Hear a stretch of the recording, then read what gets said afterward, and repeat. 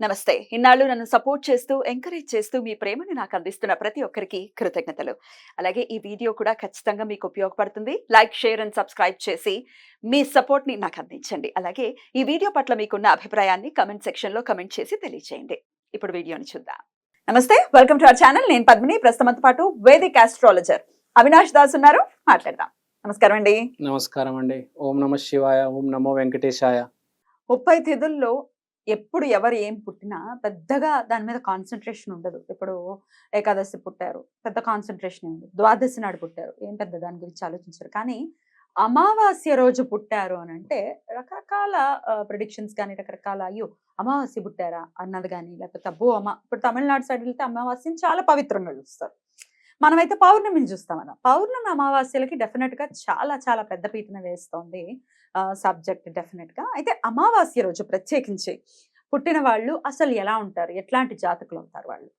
అమావాస్య రోజు పుట్టిన వాళ్ళు ఒకటి అయితే, ఏ టైంలో పుట్టారు అనేది చాలా ఇంపార్టెంట్. అంటే ఏ టైం అంటే అమావాస్య ఇప్పుడు ఎనర్జీ అనేది ఎలా ఉంటుందంటే, ఇప్పుడు 30 తిథులు అని చెప్పారు. 30 తిథుల్లో పాజిటివ్ ఎనర్జీ పౌర్ణమి రోజు మధ్యాహ్నం 12కి ఎక్కువ ఉంటది. 30 తిథులు 2 టైమ్స్ అదే కృష్ణపక్షము. ఓకే.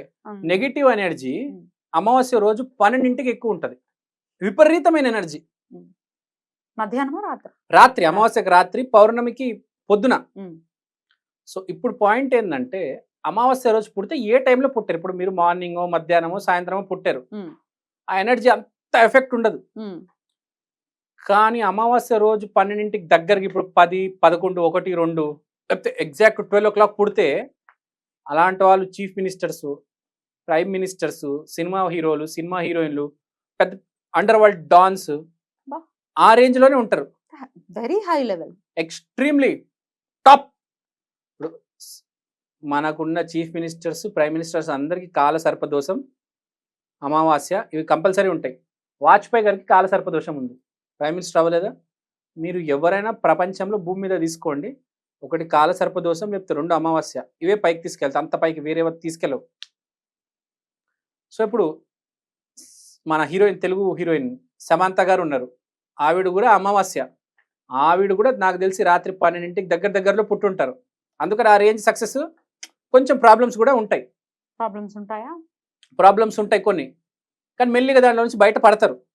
ఏదో రకంగా పడతారు బయట ప్రాబ్లమ్స్ నుంచి. సో నాట్ స్పెసిఫిక్ గా మ్యారిటల్ ప్రాబ్లమ్స్ వస్తాయని ఏం లేదు. ఏవైనా రావచ్చు. ఏ ప్రాబ్లం, ఒక్క ప్రాబ్లం వస్తుంది లైఫ్ లో, చాలా కొంచెం టిపికల్ గా ఉంటది. దాన్ని వాళ్ళు ఇంకా ఫేస్ చేయాలి, ఇంకా తప్పదు. అందరికి వచ్చేటట్టు చిన్న ప్రాబ్లం రాదు. ఇప్పుడు సక్సెస్ కూడా అదే రేంజ్ లో వస్తుంది కాబట్టి ప్రాబ్లం కూడా కొంచెం కష్టంగానే ఉంటుంది. సో అది ఆర్థికంగా కూడా రావచ్చు.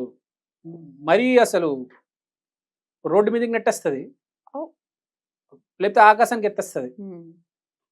ఒక ప్రాబ్లం అయితే ఉంటుందండి, అది పీక్కు తింటది.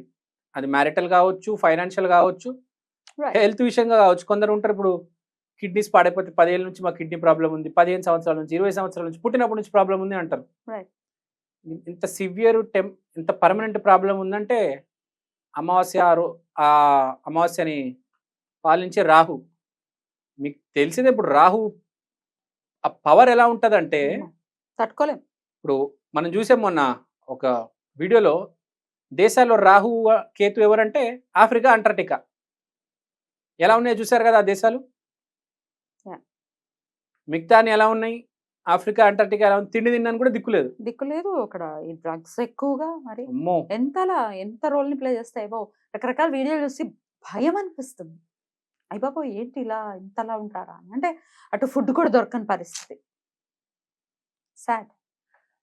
ఇంకోటి సైకోలు, కిల్లర్లు, వీళ్ళు కూడా సేమ్ అదే బ్యాచ్ లో ఉంటారు.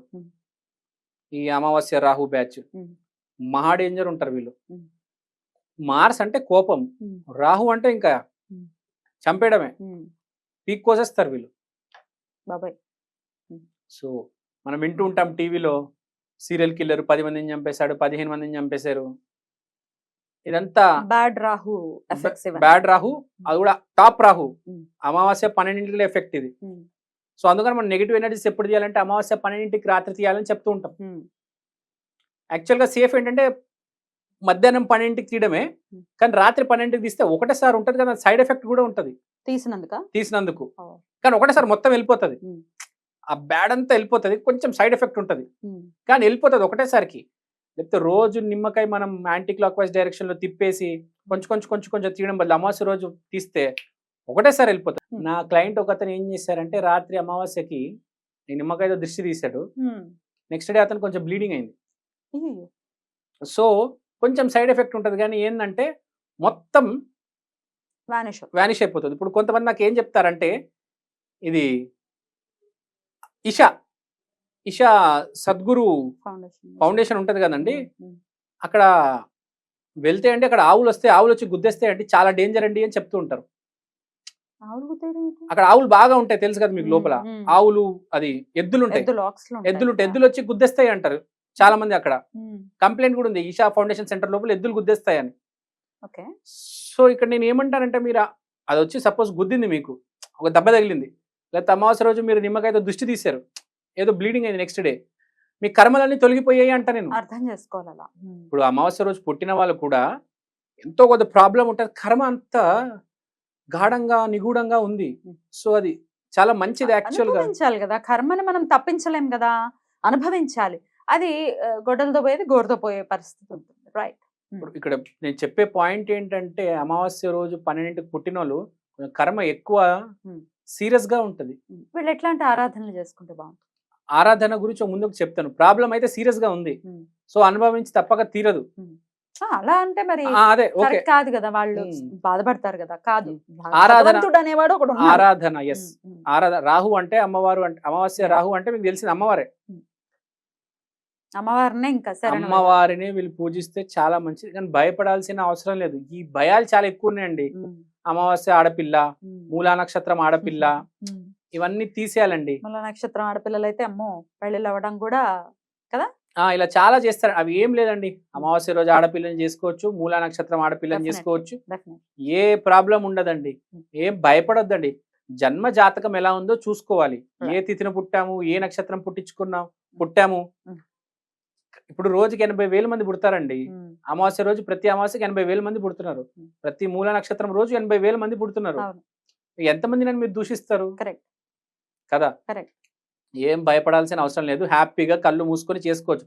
దయచేసి సొసైటీలో నేను రిక్వెస్ట్ చేస్తున్నా, అమావాస్య ఆడపిల్లల్ని, మూల నక్షత్ర ఆడపిల్లల్ని రెస్పెక్ట్ ఇవ్వండి. వాళ్ళలో ఏ రకమైన ప్రాబ్లం లేదు. They are safe, secure and very positive. Lakshmidevi ఉంది వాళ్ళల్లో.